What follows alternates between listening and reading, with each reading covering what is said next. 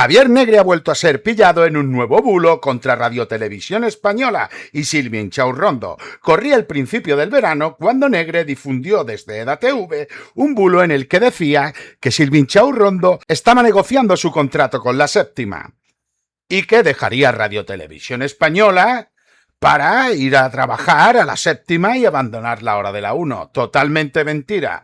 Silvia Inchaurrondo vuelve mañana 10 de agosto a la hora de la 1.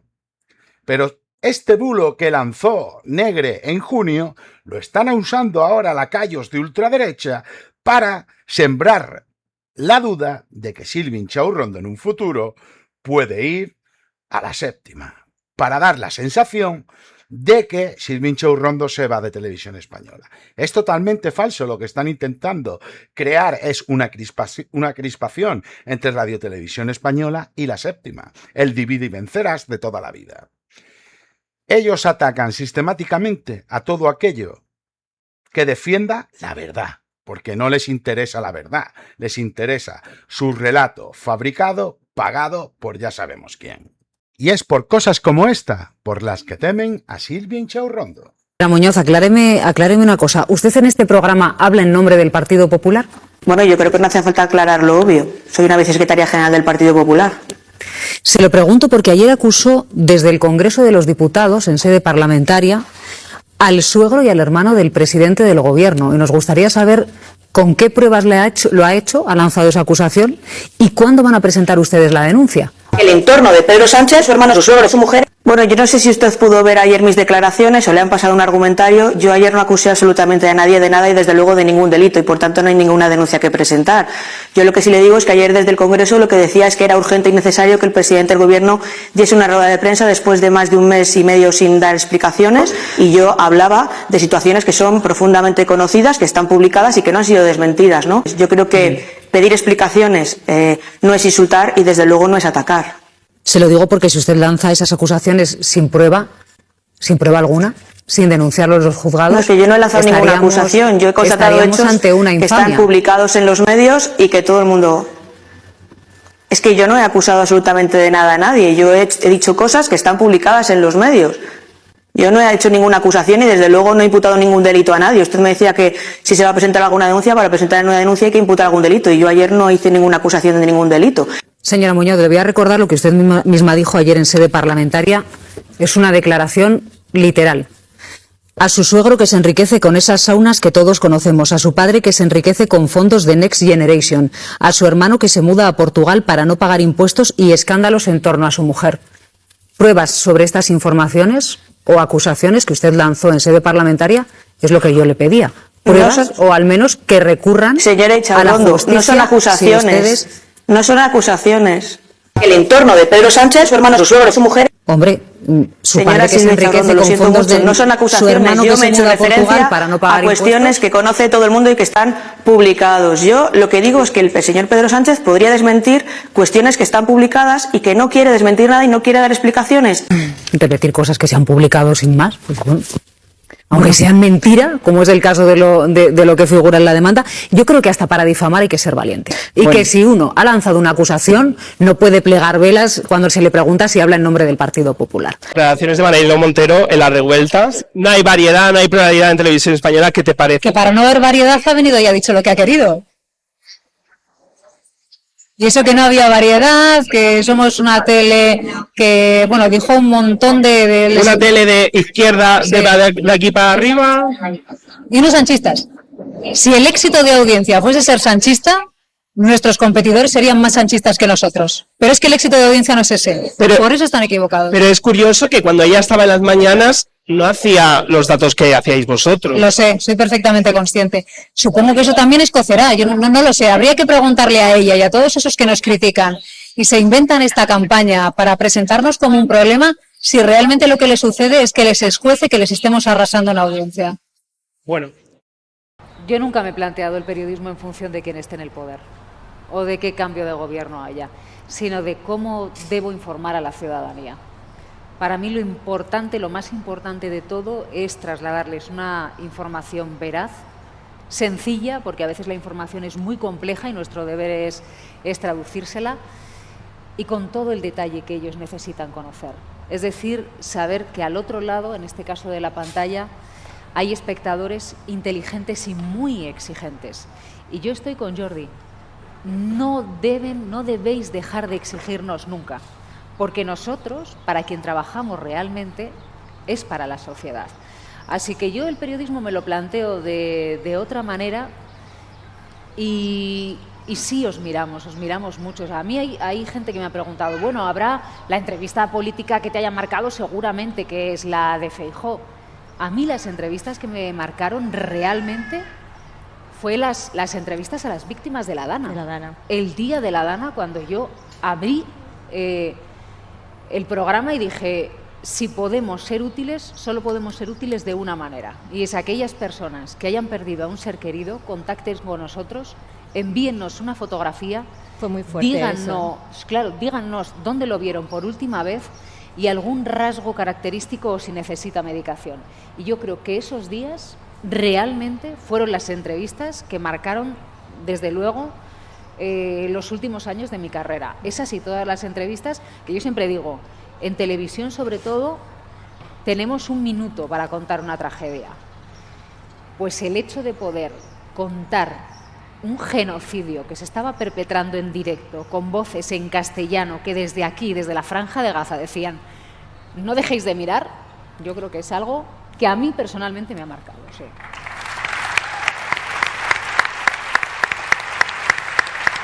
Momento de Feijóo.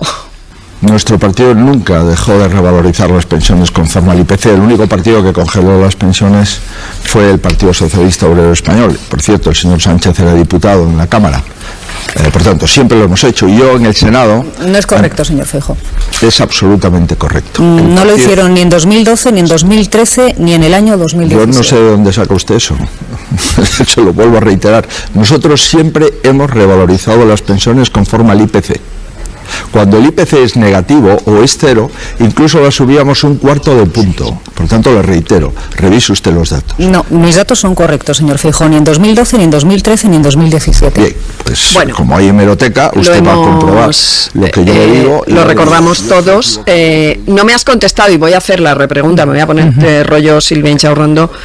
¿Te costó el cargo? Yo creo que una entrevista únicamente no cuesta.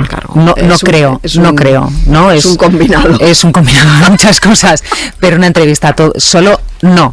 La respuesta es no. Bueno, pero fíjate una cosa que yo quería apuntar a lo que está diciendo Silvia, y es que un periodista en una si eres un demócrata, está precisamente para preservar la democracia y para cuestionar temas que tienen que ver con lo público o con lo privado, pero que vayan en favor de unos intereses colectivos también. Entonces, que nos llevemos las manos a la cabeza porque se ponga contra las cuerdas a unos políticos, o que todo el equipo, cuando saliste de lo de Ayuso, te diga, ay Dios mío, qué valores, como en plan de, no, es que estoy haciendo mi trabajo. Lo que pasa es que, claro, a lo mejor, como bien decía antes Marc, es que los que no hacen el trabajo son los otros. El otro 95%. Yo tengo que reconoceros que durante un tiempo me contenía al hablar de la entrevista con Feijóo, ¿no?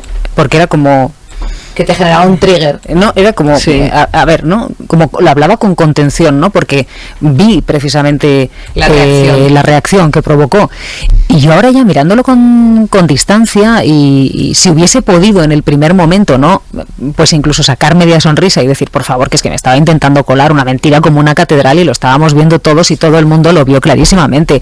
Me habló de un teletipo que había leído, le pregunté en qué agencia y me dijo, no, es que he buscado el teletipo, no está, señor Feijóo, o sea, es que era, ¿no? Me estaba colando lo que, no, mi barrio llama, me estás colando unas bacaladas que es que de verdad, impresionante. Vamos a recordar ese momento de Feijóo.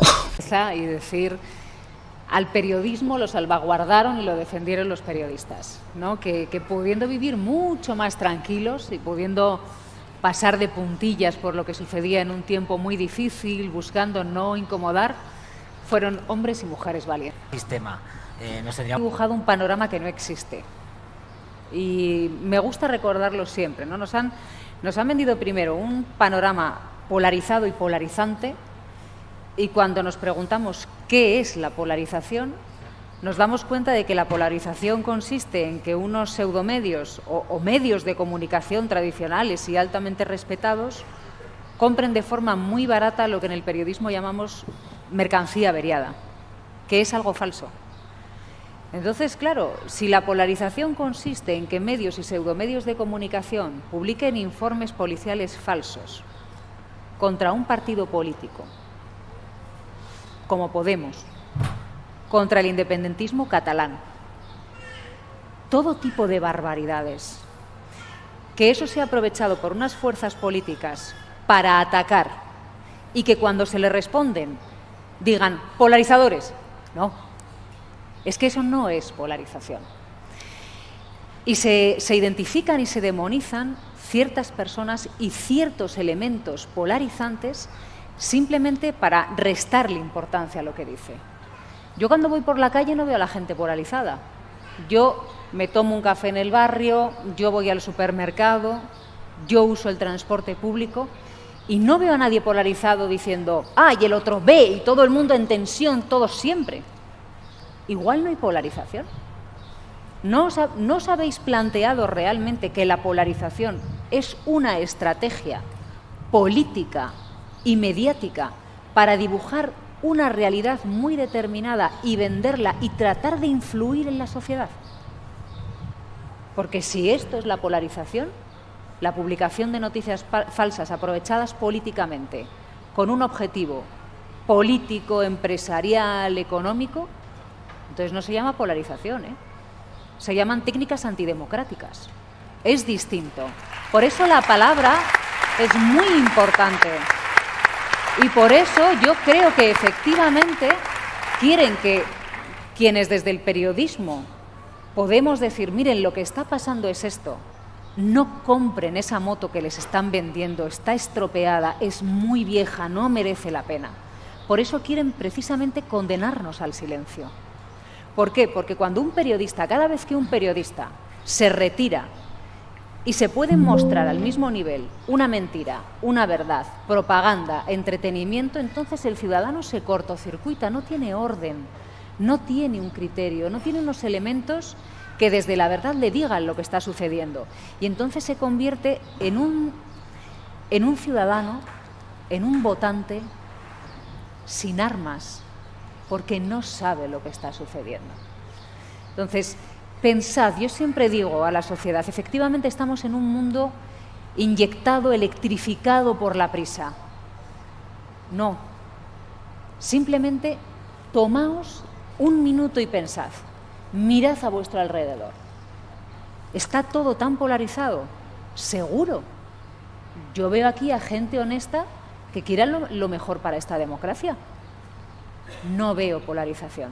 Pues no compréis una moto que os están vendiendo, porque a veces lo que nos venden, todo es mentira. Y quienes decimos, vamos a dar un paso adelante para decirle a los ciudadanos que estos son los hechos y que luego pueden tomar las decisiones en su vida que corresponde, esas personas estamos siendo sometidas a un ataque brutal para que demos un paso atrás. Esta es la época de cobardes a la que me refería. Y sinceramente creo que este país tiene que estar muy orgulloso de su periodismo y de sus periodistas. Hay periodistas extraordinarios que no están dispuestos a no dar un paso atrás. Así que tranquilidad, tranquilidad. De Silvia al jefe de la oposición. Todavía no me ha dado el teletipo. No, efectivamente. Todavía no me ha dado el teletipo. Ah, no te ha dado el teletipo. Todavía no me lo ha dado. Es que fue buenísimo, ¿eh? Quería preguntar. Pero que tengo paciencia, que igual llega, ¿eh? Bueno, sí, claro. Sí. Era una petición sin tiempos, ¿no? Sin... Hombre, era un poco urgente, pero la dejó pasar. Ahora está con lo del piso. Tiene a ver quién lío, se lo sí. paga y dónde vive. Quería preguntarte, ¿cómo se consigue en una entrevista incomodar? Porque hay una parte de eso, ¿no? En una entrevista preguntar al otro algo que quizás no tiene claro o no quiere contestar, y que no se convierta eso en una seguidilla de zascas de, mira, te voy a ganar este partidito, este punto. Pues mira, Natalia, yo no me planteo una entrevista como un ring de boxeo, la verdad, y no me lo planteo tampoco como una reunión de cortesía, ¿no? Yo me planteo una entrevista como un lugar donde se deben rendir cuentas, ¿no? En el caso de la entrevista política, hay políticos que tienen poder y hay que preguntarles cómo ejercen ese poder. Y hay políticos que quieren aspirar a tener un poder que no tienen y hay que preguntarles, pues, bueno, cómo se plantean ellos, ¿no?, que ejercerían ese poder.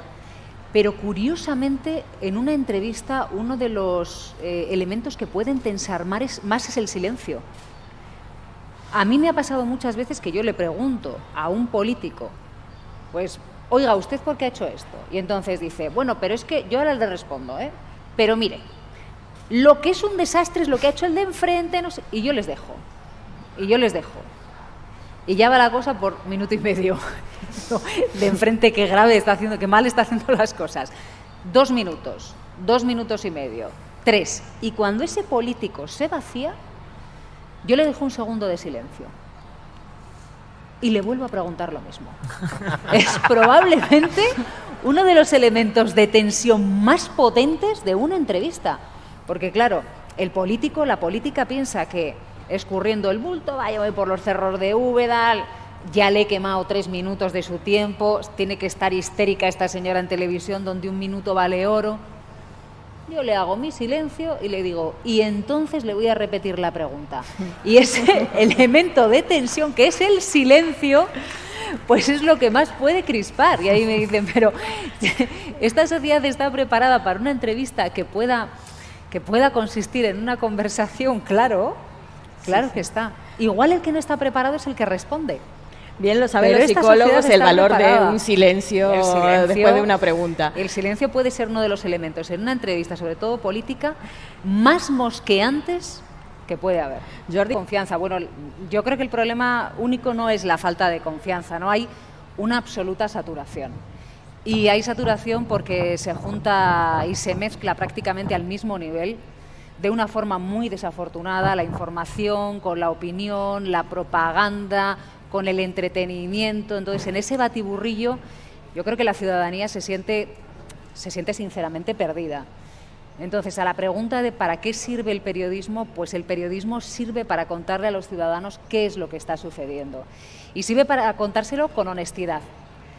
Yo me he encontrado con gente que dice, bueno, hay que ser equidistante, ¿no? Hay que ser equidistante, que es una palabra muy de moda, ¿no? Equidistante significa que A y B puedan decir lo mismo al mismo nivel, siendo uno de ellos, por ejemplo, mentira. Y ahí el periodismo no puede hacer dejación de funciones. Con lo cual, ante la saturación que hay, el periodismo tiene que poner más que nunca una jerarquía, un criterio y un mostrar qué es verdad y qué no. Es decir, tiene que cumplir su función. Y luego hay algunos que utilizan también otra palabra muy de moda, que es la neutralidad, como una excusa para no incomodar.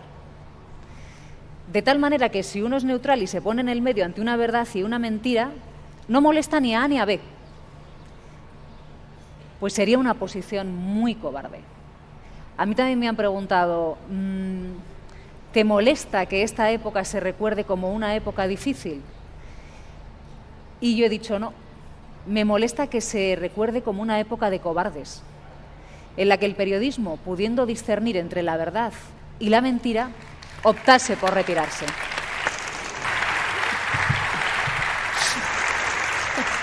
Un poco a cuento de esto que decía Jordi, ¿creen que hemos convertido de alguna manera la indignación en una nueva unidad del éxito periodístico? Que estamos contando cosas que indignan porque eso moviliza a la gente. Bueno, yo creo que hay medios de comunicación y pseudomedios que tiran de indignación precisamente pues, para cubrir sus propios intereses periodísticos, políticos, económicos, y en eso se parecen bastante al algoritmo. Es decir, el algoritmo, ¿no?, que ya ha salido a colación en la conversación, el algoritmo tiene unos parámetros de atracción de la atención, de que nosotros permanezcamos mirando lo que esa red o esa plataforma quiere, o de desviar nuestra atención hacia el lugar donde quiere llevarnos, ¿no? Juega con la inmediatez, juega con el enfado, porque el enfado y la indignación es un elemento de movilización brutal, no podéis imaginaros cuánto, frente al periodismo, que juega en otra liga, ¿no? Muchas veces hay medios de comunicación que se comparan con las plataformas, con los algoritmos y que dicen, Pero es que nosotros no venimos para eso, efectivamente, nosotros venimos a ordenar un poquitito el contenido, a ofrecer información honesta y a que vosotros sepáis qué es lo que está sucediendo, ¿no? El problema que tenemos es cuando los medios de comunicación piensan que deberían actuar como el algoritmo. Porque entonces se pervierte la naturaleza del propio medio de comunicación. Si nos dejamos llevar por la inmediatez, por el contenido que mola, por el que sabemos que va a provocar que vosotros cliquéis, entonces muchas veces llegaremos a un medio digital y nos encontraremos una portada que si cualquiera, bueno, que ya se están viendo hoy en día, en el que cualquiera que se acerca a portadas de ese tipo dice, yo no vivo en el mismo país. Bueno, pues todo ese contenido que se genera en una portada es porque detrás tiene un interés o político o económico o puramente comercial que lleva simplemente a que cliquéis. Y ese es el gran peligro. Si un medio de comunicación cree que debe convertirse y comportarse como una de esas plataformas, se pervierte la naturaleza de nuestro oficio, que es extraordinariamente sencilla. Es contar la verdad de los hechos que están sucediendo. Porque nada es tan caótico como nos quieren hacer ver algunos.